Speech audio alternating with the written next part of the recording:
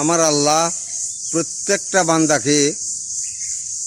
বান্দাকে জান্নাত দিয়ে বাঁচায়।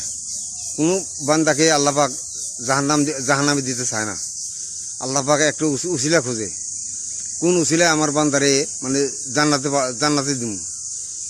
আল্লাহ পাক কিন্তু কোনো বান্দারে জাহান্নামে দিতে চায় না সহজে। আল্লাহ পাক কিন্তু বান্দারে খুব ভালোবাসে, প্রত্যেকটা বান্দাকে আল্লাহ পাক খুব ভালোবাসে। কিন্তু আল্লাহ পাক কোনো বান্দার উপরে আল্লাহ পাক জুলুম করে না, কোনো বান্দার উপরে আমার আল্লাহ জুলুম করে না। আল্লাহ চায় যে আমার বান্দারে কিভাবে কোন উসিলা দিয়ে আমার বান্দারে জান্নাতে দিই। আল্লাহ এই চেষ্টাটা সবসময় করে।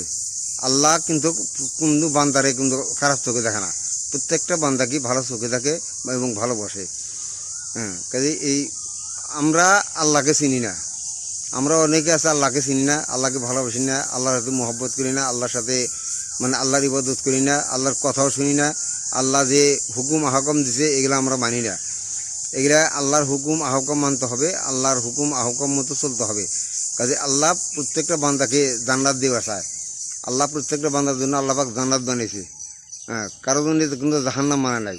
জান্নাতটা আমাদের হাতের কামাই, আমরা হাত দিয়ে কামাই করে নিয়েছি জাহান্নাম।